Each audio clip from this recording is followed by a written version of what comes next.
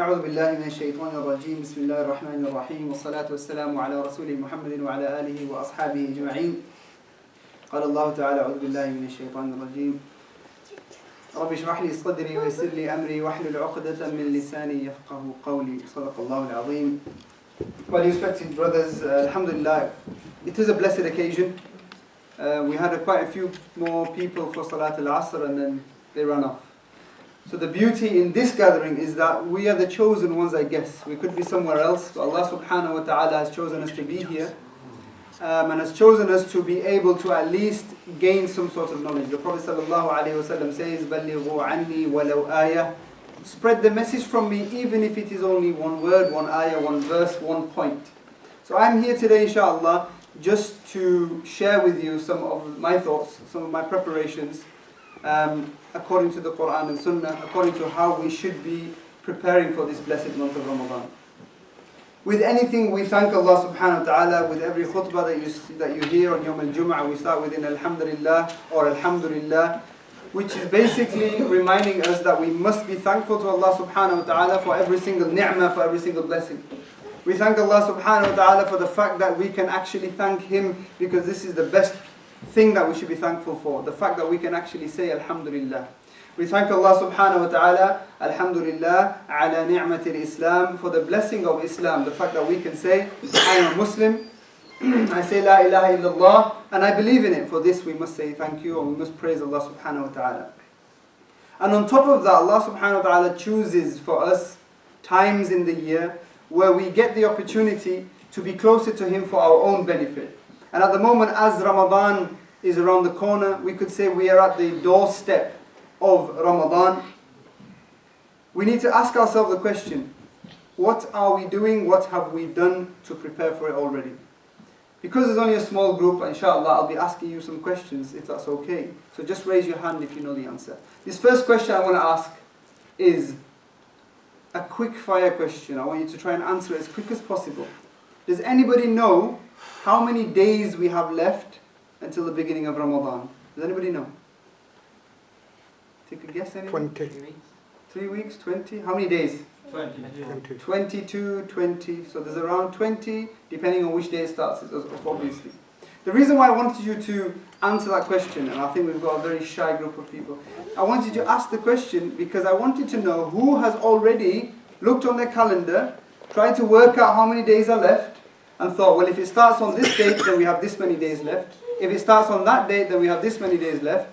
And I'm already looking at my calendar, seeing what day it's going to be, seeing if I'm working on that day or not, seeing what time Salat al-Isha is going to be on the night before, when is Taraweeh beginning, am I working the next day, so do I need to get an early night, what time is Suhoor, and so on. Have we already looked at these timings? Because this is in essence preparation. Now if we have about 19, 20, 21, 22, 20 days let's say, we've got 20 days left inshallah. If we get to see Ramadan, we have 20 days. Does anybody know how long the companions used to prepare for before Ramadan used to start? There's a narration where it gives a specific time. Does anybody know what it is? 6 months, mashallah. 6 months before, they're already preparing. They're saying that in 6 months Ramadan is starting, I'm going to start today. What am I going to do? Where am I going to improve? What do I need to know? What do I need to remove from my system, and so on. So 6 months ago, were we already preparing for Ramadan? We may have mentioned it, but were we actively preparing? Now for some of us, we probably didn't even know when Ramadan is going to start. How many days left? Is it this month? Is it next month? Are we in May already? Subhanallah, time is flying by. So for us, today's, inshallah, the niyyah for today, the intention for today is, if we can take anything, it's the fact that Ramadan is around the corner. And we need to make a start from today. Rasulullah sallallahu alaihi wasallam reminds us with the hadith, which I'm sure many of us, if not all of us, know, إِنَّمَا الْأَعْمَالُ بِالنِّيَّاتِ. Indeed, the weight of an action determined by its intention.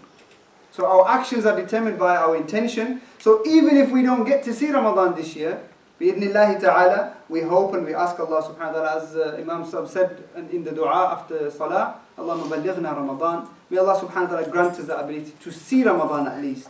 And if we are not the fortunate ones, meaning that if we have to leave this earth before Ramadan comes, then at least we said that today in the masjid, after Salat al-Asr, we read a few things and we listened to a few things and we started to prepare. So I told myself from this very moment that this Ramadan will be my best Ramadan. This Ramadan will be the Ramadan where I will change so many things, and this Ramadan we pray to Allah subhanahu wa ta'ala that it will be a witness for us, not a witness against us. And this is what we should start with. So I ask you, my dear brothers, to at least make that intention now. Make the intention, whether out loud or in your heart, that this Ramadan, inshaAllah ta'ala, I will make a change and I will do something differently. How should we see Ramadan? Many people use different analogies. I'm going to use one because we have a few youngsters here and I'm sure we've all experienced schooling. We should see Ramadan like a school, but a spiritual school. Which, unfortunately, and the reality is, not all of us will graduate from this year. But the blessing of Allah subhanahu wa ta'ala means that every single year we get to go back and repeat the year again. And we get to go back and repeat the year again and again and again and again until our very last breath. So what is it that we need to learn from this school? Like any school, like any madrasa, like anywhere where you are learning, there's a time that comes when you have examinations. And if anybody has an exam, if we have an exam in 20 days, should we be revising already or not? Of course the answer is yes. Some of us, and I remember the days when we were revising for our exams, and sometimes we'd leave it last minute. Some people call it lastminute.com. Where the night before, we stay up all night, we'd get all of our books in front of us, 10, 15 books, and we're trying to learn everything at once. And then by the time the exam comes, we're thinking, man, if only I started 20 days ago. If only I started 2-3 days ago. Alhamdulillah, thumma alhamdulillah, we are being reminded today that we have 20 days. If we haven't already started, then at least we have 20 days to prepare for the exam. You may have heard the saying, failure to prepare is preparing to fail. So if we fail to prepare for Ramadan, then we are leading ourselves up to fail. And yes, we can fail in this month of Ramadan. There are ahadith, which I'll come to a bit later on, which specifically talk about people who will fail in the month of Ramadan. And the Prophet ﷺ, you may recall a hadith when he's climbing up the mimbar on Jum'ah, and he's saying Ameen, and then he says Ameen, and then he says Ameen 3 times. And the companions ask him, well, why are you saying Ameen? We've never heard you do this before. What is it? And one of the points is that the one who sees Ramadan and he is not saved from the hellfire, and he is not taken benefit, he's not been forgiven, then may Allah curse him and may Allah throw him away, keep him away. This is something which we are fearful of. So yes, you can fail in Ramadan. Again, we ask Allah subhanahu wa ta'ala to protect us and to keep us from this adhab, this punishment. So we must revise, we must prepare. If anybody had an interview in 20 days, an interview for a job, good pay, company car and all that kind of benefits that you get, we wouldn't leave it last minute.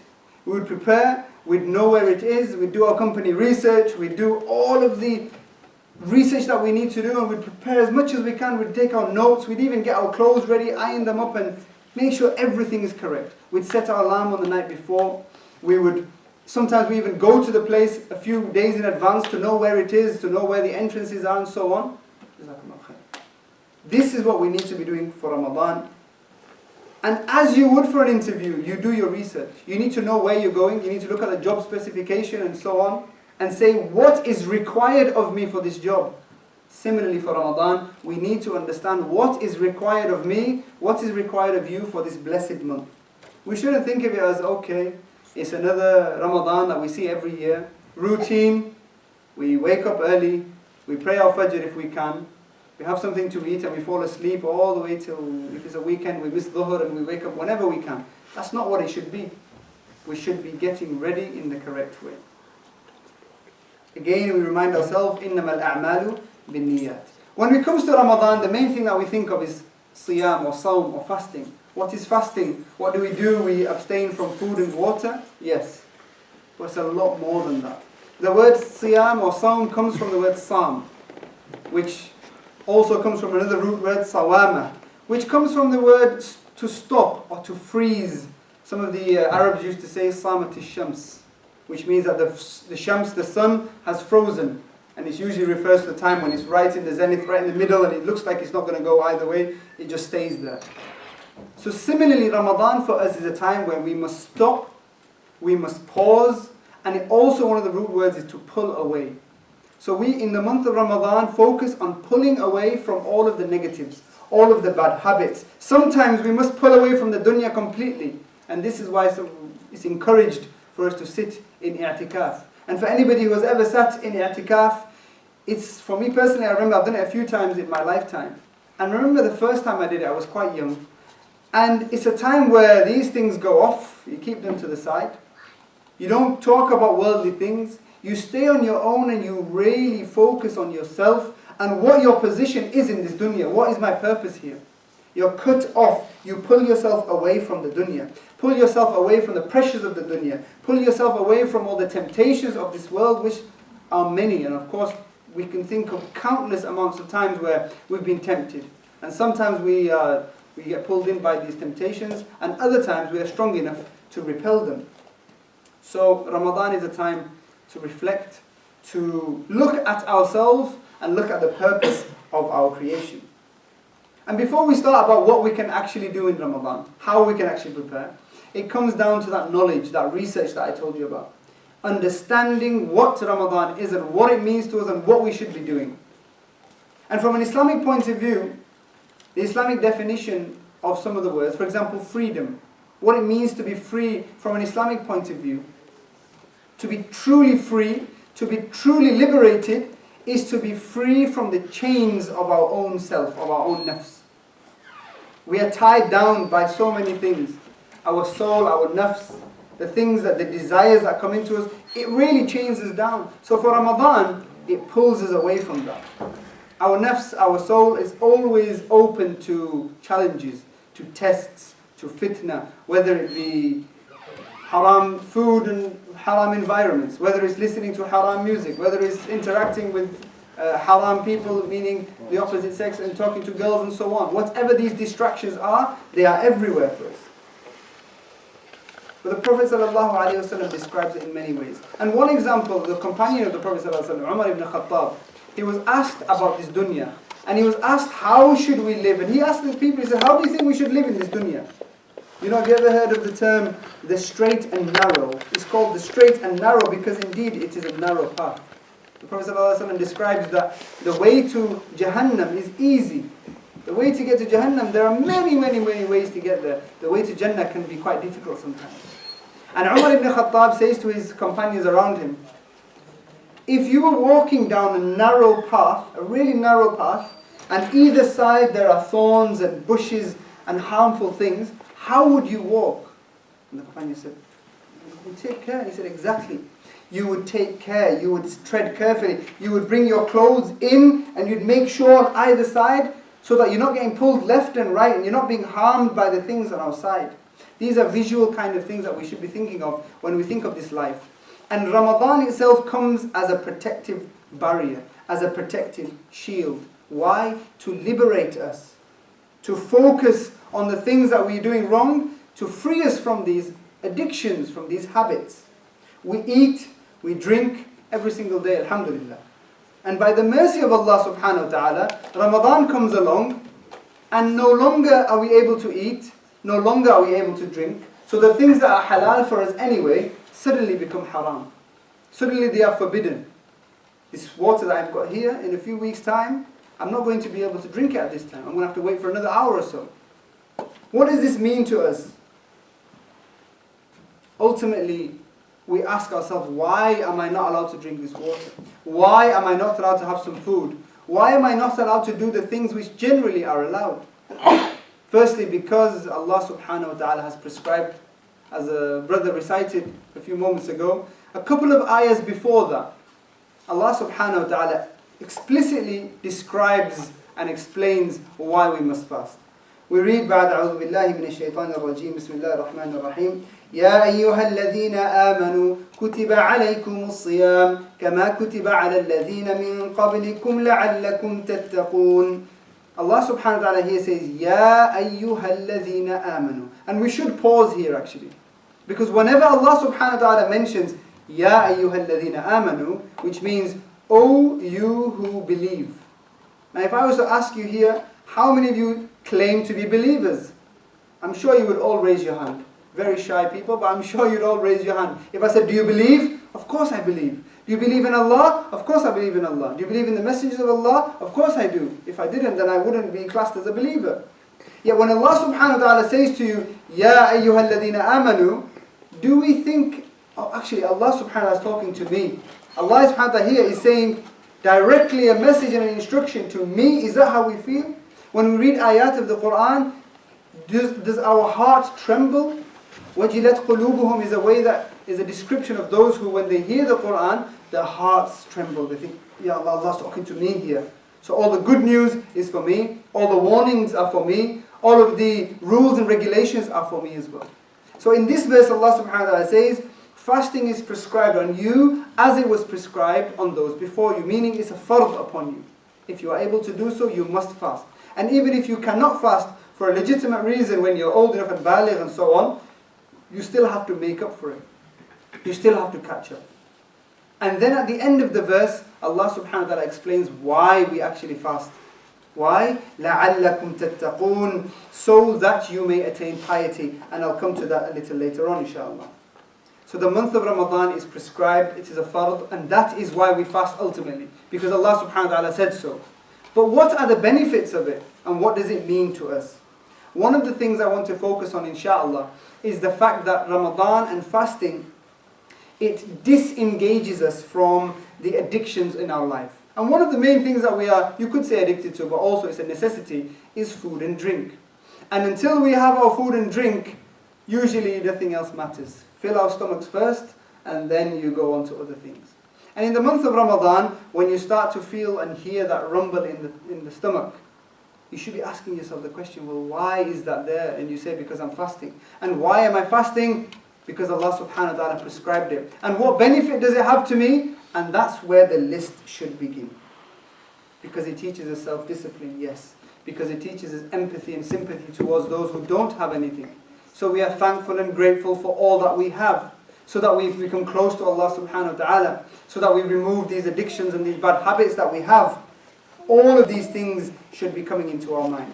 But one point I want you to try and remember, inshallah, is that fasting in the month of Ramadan, it shows us, it teaches us that there is another world beyond filling our stomachs.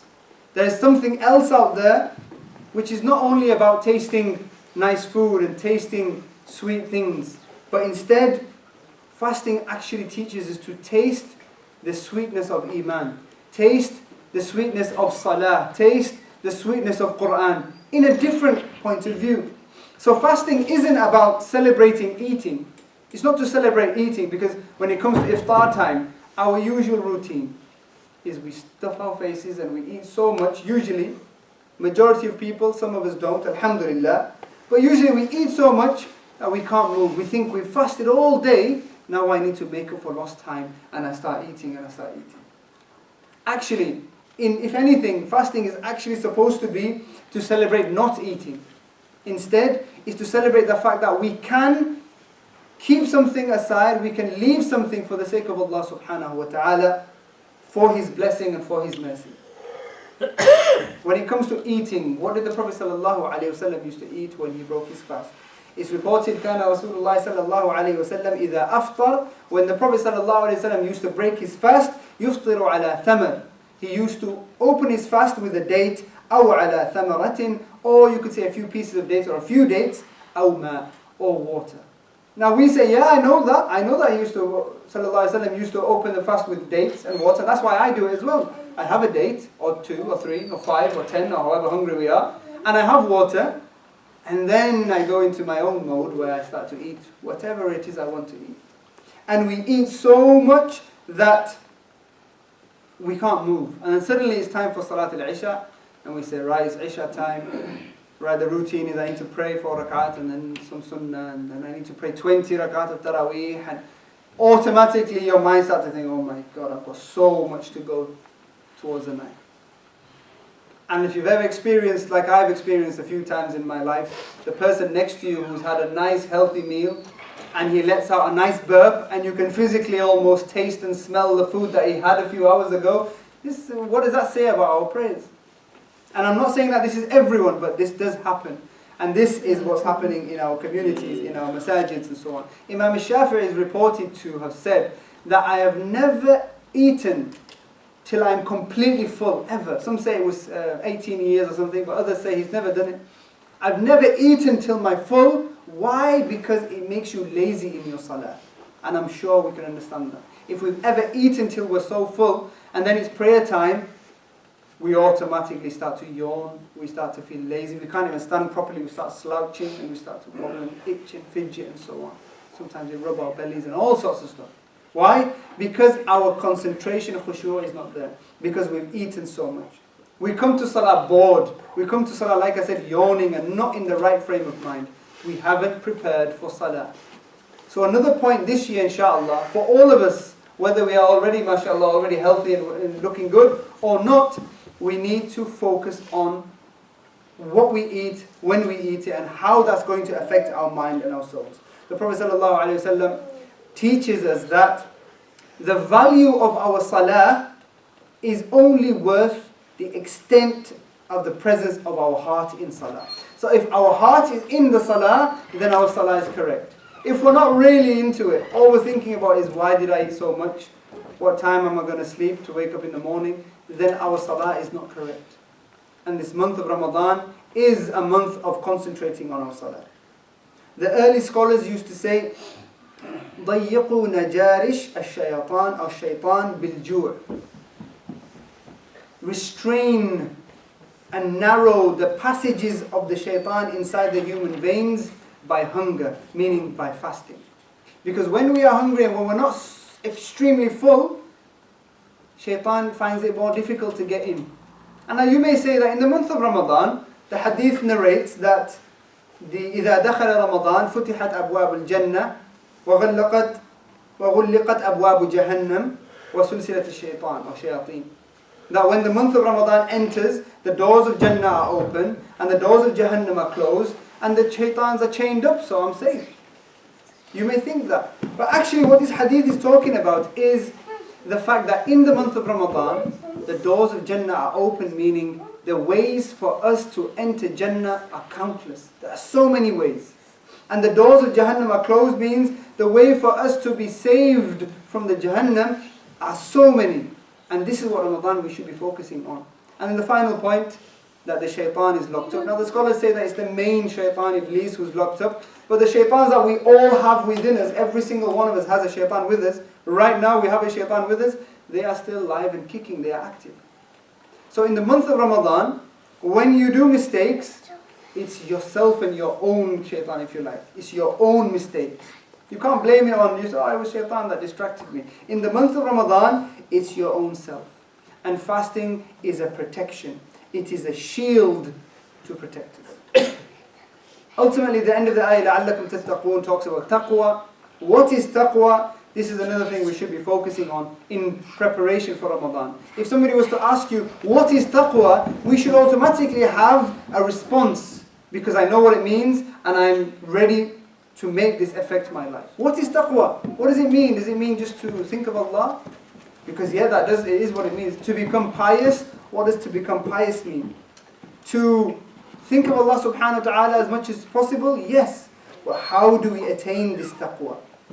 It is a shield for us. It is a protection for us. It is consciousness of Allah subhanahu wa ta'ala. But what do we need to have protection from? Now you could say our nafs, and you could say shaitan, you could say our bad habits. All of these things come under this word taqwa. If we want to attain taqwa, if we want to have consciousness of Allah subhanahu wa ta'ala, then our relationship with Allah subhanahu wa ta'ala needs to be strong enough. It needs to be brilliant before the month of Ramadan even begins. If we start in the month of Ramadan, we say, right, I'm not going to do anything on the first of Ramadan, that's when I'm going to open my Quran. That's when I'm going to start fasting. That's when I'm going to leave all my bad habits and backbiting and my smoking and my listening to haram and so on. And then we've already missed out on 20 days. We can actually start from today. Why not pick up a Quran today and say, I'm going to start my khatam today? Yes, you will get more reward in Ramadan. Yes. But why not start now, complete it and then complete it again in Ramadan? Why not start reading the translation in Ramadan? Why not do something different this year? If every year we pray 5 times a day in Ramadan, but we don't outside, then this year you say, I'm going to pray 5 times. I'm also going to pray Qiyam al-Layl. I'm also going to stay up for Ishraq, the sunrise prayer. in which it's narrated that the reward is like Hajj, and some say like Hajj and Umrah. I'm going to start doing these different things so that when Ramadan comes and leaves, these things are ingrained in my system and I'm going to continue them. So if Ramadan comes and we're still backbiting, we're still swearing, we're still doing all of these things that we shouldn't really be doing, then at least you can focus on them and say, actually, these are part of my nafs now and I need to remove them. So if you start to focus on them now, start to ask yourself a question. You can even ask your true and honest friends. I've done this before. I say to my true and really close friends who you trust and say, listen, I want you to be honest with me. Tell me some of my bad habits. Sometimes I may do stuff that I don't realize. Just let me know with confidentiality. And someone might say, you know what, sometimes when we're sitting in a gathering, you tend to backbite a lot. Sometimes you use swear words and I don't feel comfortable, but I can't say anything. Sometimes when we're sitting and you're not doing anything, you start listening to music and you shouldn't be doing it, but you do it anyway.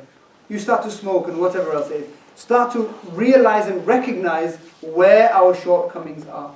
Because if we have shortcomings and we have mistakes and we have dirt on our hearts and our hearts are not pure, and then we turn to Allah subhanahu wa ta'ala, we say, Ya Allah, accept my dua, Ya Allah, I need this from you, Ya Allah, I need that from you. Another narration in which the Prophet ﷺ is saying that the people who go to Allah with malbasu haram, their clothes are haram, mat'amu haram, their food is haram, and they're basically, all they're doing is haram, and then they turn to Allah and say, Ya Allah, Ya Allah, Ya Rab, Ya Rab. How can Allah subhanahu wa ta'ala reply to them? Allah saying, how can I do that? I see my servant as my servant sees me. This is what Allah subhanahu wa ta'ala says. So if I trust Allah subhanahu wa ta'ala in the sense that I have hope in Allah, then Allah subhanahu wa ta'ala gives me what I am asking for. If I go half-heartedly, you might accept my fasting, I might change, you might accept my du'as. Allah subhanahu wa ta'ala will not come to you with 100% because you are not going to Allah subhanahu wa ta'ala with 100%. And that's what makes it fair. So when somebody puts extra effort in, Allah subhanahu wa ta'ala comes to them rushing. And when somebody who's half-hearted, not really bothered, doesn't really care, then it's not guaranteed that Allah subhanahu wa ta'ala will come to you in the same way. So fasting itself, what does Allah subhanahu wa ta'ala say about it? In the Hadith Qudsi, Allah subhanahu wa ta'ala mentions that كُلُّ أَعْمَالٍ, every action for Ibn Adam, for the son of Adam, لَهُ إِلَّا الصِّيَامِ, is for him except for fasting. فَإِنَّهُ لِي وَأَنَا أَجْزِي بِهِ. For indeed fasting is for me and I will reward accordingly. Now you may think, well, why does Allah subhanahu wa ta'ala single out fasting for this special reward? Generally speaking, if I do a good deed, you may get 1 reward, you may get 10 reward, you can get up to 700 reward, we know that. But in the month of Ramadan, Allah subhanahu wa ta'ala is saying that fasting is for me, I will reward it however I want. It can go up to countless numbers. Now one of the reasons why the scholars mention that this fasting is described in such a way is because it has unique characteristics. Now if I was telling you that I'm fasting now, you would never know. I might not drink this water. I'm not fasting by the way. But if I was to tell you I'm fasting, you don't know if I go around the corner and I have some water, some juice, some fruit, you would never know. If I go over there and I start smoking, you would never know. If I start swearing behind closed doors, you never know. If I listen to something haram, if I watch something haram, who would know? There's no riyah, there's no showing off in this. Whereas when I come for salah, prayer, people see me praying and they think, you may think, oh mashallah, his brother's praying. He was here for fajr, he's here for dhuhr, now asr, and he'll probably be here for maghrib and isha. MashaAllah. May Allah make us one of those. There is a way for us to have this showing off riyah in our hearts. But with fasting, it's between me and Allah subhanahu wa ta'ala. So if I tell you I'm fasting in Ramadan, and I go around the corner, and I go in my car, and I go in my room, and I lock the door, and I do something which is completely haram, nobody knows except Allah subhanahu wa ta'ala. So for us who, when we fast, and we behave, and we control ourselves, when nobody else is looking, and I keep away from that food or that water that's there, and I keep away from this video that I shouldn't be watching, and I keep away from this song or this type of music that I shouldn't be listening to, Allah subhanahu wa ta'ala is looking and saying, my servant here is doing what I asked. For my sake, I will reward him accordingly. Same goes for lowering our gaze. Same goes for all the other things that we should be doing anyway. While we are fasting, for some reason, it seems to be a little bit easier. For those of us who do bad habits in Ramadan, suddenly we are heightened. We are alert about everything. And that's what taqwa is. Being alert about what Allah subhanahu wa ta'ala likes and keeping away from what Allah subhanahu wa ta'ala dislikes. Keeping this in mind, my dear brothers and sisters, we move on to purity. And what does Ramadan do for us with regards to our character?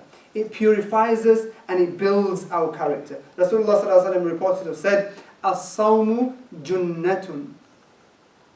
The fasting is a shield, is a barrier for us. And one way that we can control this and one way that we work on this is through our salah. So if anything in the month of Ramadan, if we're not already doing it, we focus on our prayer. Because inna salata tanha anil fahsha'i wal munkar. Indeed, the salah, it protects us, it keeps away from fahsha, munkar, trials, temptations, and sinful actions. This is what we should be thinking about. Fasting is such a beautiful thing that it even gives us a response for somebody who wants to cause an argument with us. If somebody wants to argue with me in Ramadan or you in Ramadan, do you know what the response is? Somebody comes to you and says, you're this and you're that, and they want to fight with you. Now, if somebody does it today, you might say, well, it's not Ramadan and I'm not fasting, so I'm going to sort them out. I'm going to reply with something which is even worse, to calm them down and to show them who's boss. But in Ramadan, if somebody comes to answer you, because we're supposed to be thinking in a different way, there's a reply. You say, Allahumma inni sa'im, or inni sa'im, which means I'm fasting. I'm not even going to respond to you. And if we start doing this in Ramadan, then outside of Ramadan, if somebody comes to us and does the same, this training kicks in and says, you know what? I don't need to reply. I don't need to stoop down to their level. There's a saying that somebody once said, never argue with a fool, because they will bring you down to their level and they will beat you with experience. So similarly, when somebody comes to you and they're being foolish, ignorant, Allah subhanahu wa ta'ala tells us, وَإِذَا خَاطَبَهُمُ الْجَاهِلُونَ قَالُوا سَلَامًا. If a jahil, an ignorant person comes to you and causes problems to you, just reply to them with peace and say, please forget it. I'm not going to waste my breath. Ramadan is a way for us again to focus on that. And the reason why I'm talking about all of these important aspects of Ramadan is because, as I mentioned in the beginning, when we're preparing for something, we must understand it and we must know what we need to do to succeed. When we're going for that interview, we need to know what we need to say, we need to know the answers to the questions so that we can succeed and we can get this job. The difference here is Ramadan is not for a job, it's not for a certificate, it's not for graduation, it's not for something which is worldly. It could be the difference between Jannah and Jahannam. It could be the thing that gets you into Al-Jannah, and that's what we should be focusing on. We ask Allah subhanahu wa ta'ala to grant us Al-Jannah, and we ask Allah subhanahu wa ta'ala to keep us protected from An-Nar. For Ramadan to come, it's around the corner, as I mentioned. We've talked a lot about food, we've talked a lot about drink, we've talked a lot about how we should be controlling what we eat and controlling what goes into our mouth. But at the same time, we've mentioned about controlling what comes out of our mouth, controlling our speech and controlling our actions. The Prophet ﷺ is reported to have said that Allah subhanahu wa ta'ala mentions, he who does not give up uttering falsehood, he who does not give up bad words and bad actions or acting upon them, then Allah subhanahu wa ta'ala does not need you to give up your food and water. There is no point in not eating and not drinking if we don't change other characteristics. If we don't change the way we speak, if we don't change the way we walk and talk, if we don't change our routines, there's no point in us fasting. There's no point in us not eating and drinking. We sometimes are so careful. I remember when we were younger and somebody would put bakhur on, this attar, these smoky agarbattis used to call them. And you'd be afraid to even breathe that in, thinking, oh, it might break my fast. I'm so cautious. Yet when it comes to speaking, we say what we want and we think, Ramadan is about praying, it's about not eating and not drinking, and then eating a lot when it's iftar time. That's not what it's about. So we need to prepare, my dear brothers. We need to look at ourselves. We need to see what we need to change. One hadith that I always focus on every Ramadan, because it's a beautiful hadith, is the one in which Prophet ﷺ says, "Man sama Ramadanan imanan wa ihtisaban ghufira lahu ma taqaddama min dhanbih." The one who fasts in the month of Ramadan, the one who fasts. So the first thing is fasting in the month of Ramadan. Imanan, with faith, with iman. Wahtisaban, you could say, is like having hope in Allah subhanahu wa ta'ala's reward. غُفِرَ لَهُ مَا تَقَدَّمَ مِنْ ذَنْبِهِ. Then Allah subhanahu wa ta'ala removes the sins which are previous to it.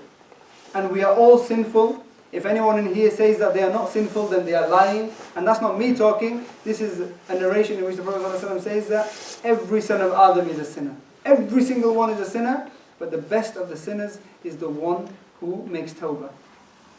So that's something which we focus on. We are all sinners, and we all want our sins to be removed.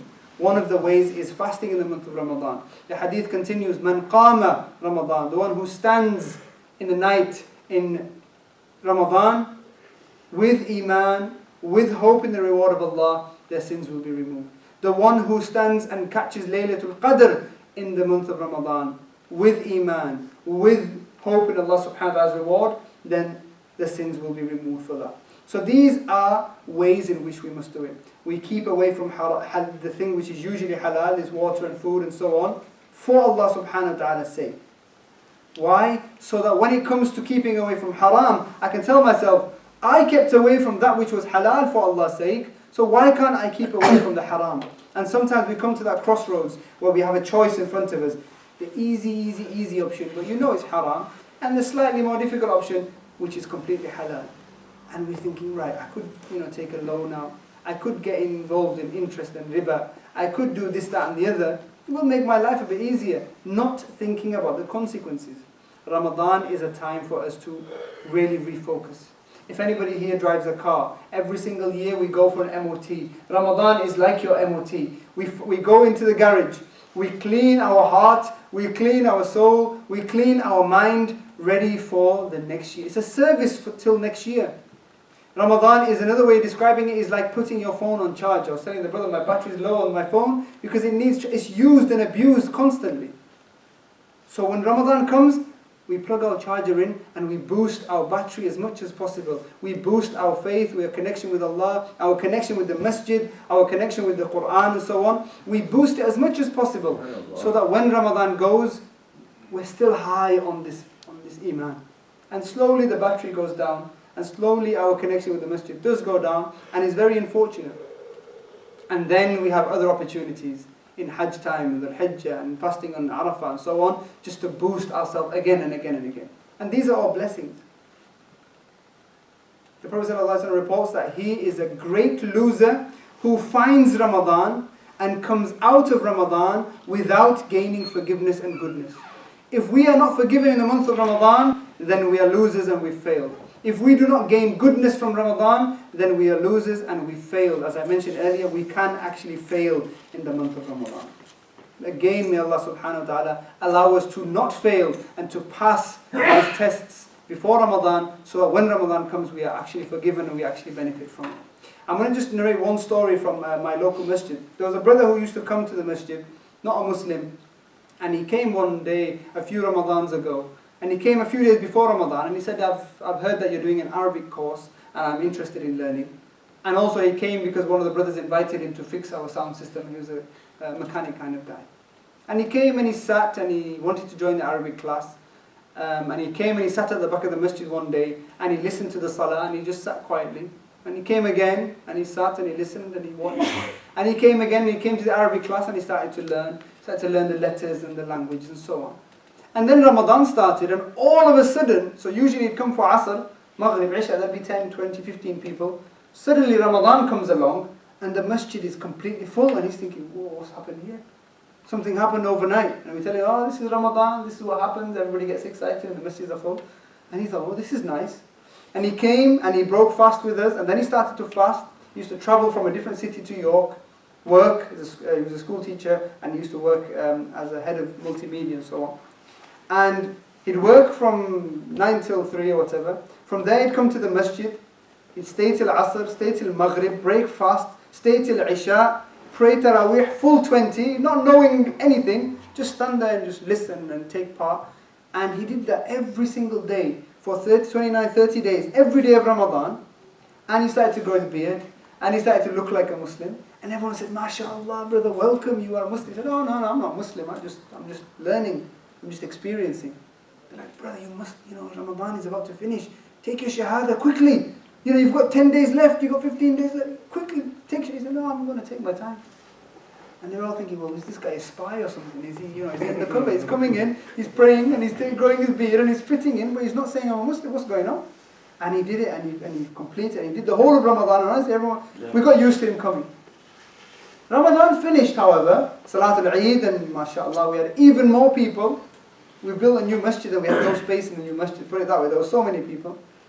And he's hugging and greeting. They all say, mashallah, welcome. He's like, oh, I'm not a Muslim, relax, I'm just experiencing it. People think, okay, fair enough. A couple of days later, however, he comes as same routine, he goes to work, comes to the masjid for Salat al-Asr, and I'm sitting there with 2 or 3 people, and he said, what is going on? Where are all the people? And honestly, that's one time it really hit me, because we're used to it. Ramadan comes, the Muslims come, Ramadan goes, and the Muslims go. It's a routine.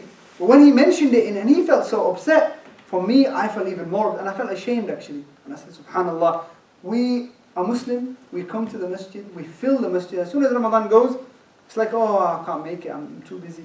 We did it for 30 days, and automatically, suddenly, and he was shocked, and I was fearful, because I thought, this guy's witnessed Ramadan, he's witnessed Islam at its peak. He came when the battery was full. He came for an MOT, and he got serviced, and suddenly he's, you could say dead. He was almost like, where is everybody? And I felt so bad. And he came anyway, he continued, and somebody asked him, are you a Muslim yet? And he said, no, I'm just thinking. I'm still, And alhamdulillah, there is a good ending to the story. A couple of weeks later, on the day of Friday, he rang me and he said, Friday is the best day of the week. I said, yes. He said, the Prophet ﷺ used to wear white, I believe, on Jummah. I said, yeah, there's one narration that he wore white. So he said, I've just been to Bradford and I bought some shalwar kameez and I'm coming back with some white clothes and I'm ready to take my shahada. And he chose a few people that day and he said, I want you to be here for my witnessing of my shahada, alhamdulillah. And as we were doing it, he said, can I just say a few words? And he said, I asked you to be here, 2 or 3 people, because you guys didn't push me. You just, a few words you may have said here and there. One smile you gave me when everybody else was on their own. One time where you said, oh, come stand next to me, stand shoulder to shoulder, for example. And he was thinking, well, all right, okay. And they treated him as their own. And he said, this really had an effect on my heart, and these are the small things that led me to Islam. And the reason why I share this story is because we are Muslim, and most of us are born Muslim from the day, from the womb, really. As soon as we come up, we are in a Muslim family. And we grew up in the masjid and so on. Yet we fall into Ramadan as if it's just another routine. We wake up early, we sleep lots, we do Taraweeh half asleep, we do 8 sometimes, or we do 20 sometimes, we don't actually benefit from it. What I want to do this year, inshaAllah ta'ala, is I want you all to kind of make a promise to Allah subhanahu wa ta'ala. Because in a gathering like this, when we are in a gathering, even though it's not the biggest gathering in the world, it is a gathering. And the beauty of this gathering is, it is witnessed by angels who are in the presence of Allah subhanahu wa ta'ala. Any gathering where the name of Allah subhanahu wa ta'ala is mentioned, and we read verses from the Quran, it is witnessed by a gathering of angels. And if we put our hand on our heart now and say, I vow I will do my best, that this Ramadan will be my best Ramadan ever, I will change my routine, I will change my habits, I will change my ways, then they'll be witnessed by the angels. And they'll be sent to Allah subhanahu wa ta'ala. That the brothers in Neeli Masjid on this very date, they made that promise. And they made that intention that I am going to do something different this Ramadan. And if I was to say, do you want Jannah? They'd all say yes. Do you want to enter the door of Jannah from the special doors? Bab al-Rayyan, for example, will say, of course we do. Then think what Allah subhanahu wa ta'ala has given you.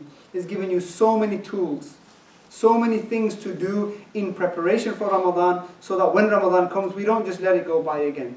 And we start Ramadan our level of Iman here. Ramadan comes and we bring our Iman level there. And the next day, as soon as Ramadan finishes, we're back down to here. Let's not do that, my dear brothers. Let's keep our Iman levels high, so that by next Ramadan, we just top up on top. And then on top, and then on top. So that I can say, last Ramadan was my best Ramadan. And this Ramadan is going to be even better. And next Ramadan, if I am able to witness it, will be even better. I know in the masjid in York, we've had people, since last Ramadan to this Ramadan, we've had plenty of people who passed away. I've prayed Salat al-Janazah for many people.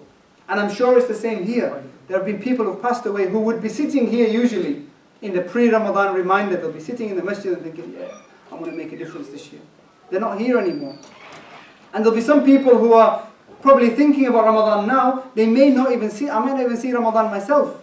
Yeah, I'm preparing for it. And I'm hoping and I'm praying to Allah subhanahu wa ta'ala that Allah subhanahu wa ta'ala accepts my intentions, so that when Ramadan comes, if we see it, we are prepared. And if we don't see it, then Allah subhanahu wa ta'ala will look and say, on that day, in that masjid, after Asr, between Asr and Maghrib, the brother was sitting there and he made an intention. He actually said, you know what?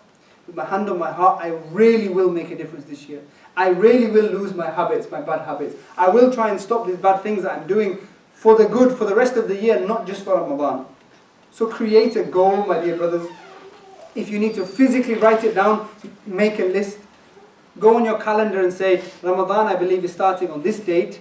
So the Isha is at this time, Taraweeh will be at this time, it will finish most likely at this time. Ask your Imam, ask the people, when is it going, what's happening? Start to prepare from now. Make a list of what you're going to do. I'm going to memorize this many extra surahs. I'm going to pray this many times extra. I'm going to do this many nawafil. I'm going to pick up the translation this year. I'm going to learn what it's all about. I'm going to attend the halaqah and learn more. Make this promise now. Make a list, make a plan. If you pray already, alhamdulillah, improve. If we're not praying our 5 daily prayers now, and we only do it in Ramadan, there is some goodness in it, yes, but let's continue it. If we start Ramadan one side, and we come out with our iman lower, then surely we are losers. There are many things that we can do, and inshallah I will finish. Fast voluntarily. Monday and Thursday, the Prophet ﷺ used to fast. If we can do it now, start practicing and start preparing. We can start reciting the Quran now, reflecting on the Quran from now. We should follow the sunnah and pray extra sunnahs. Sometimes we pray our salah and we think, sunnah mu'akkada, ghayr mu'akkada, before Asr, we don't have to pray, I'm going to leave it. Sometimes we think, oh well, sunnah after dhuhr, should I pray? I know you're supposed to, but I'm a bit busy, I'll miss it, it's alright. Sunnah could be the difference between Jannah and Jahannam. On your scales on Yawm al-Qiyamah, that 2 rakat sunnah could just push your scales in the right direction, because we are all sinners. Then 2 sunnahs could be the difference. And I always say, usually when I lead the salah in York, I usually say, pray as if it is your last prayer. So when we pray Maghrib inshaAllah shortly, when we stand for Maghrib, make the intention that this could be my final prayer. This could be the last time I stand in front of Allah subhanahu wa ta'ala. Is my mobile phone switched off? Like you would if you went for an interview. You wouldn't dare keep your phone on. Yeah, the amount of times we hear the phones go off in the masjid, it's unbelievable. These small things we need to think about. The month of Ramadan is a month of forgiveness. So seek forgiveness now. Get used to seeking forgiveness. So when Ramadan comes, making tawbah is a regular thing. The Prophet ﷺ used to say astaghfirullah 100 times every single day.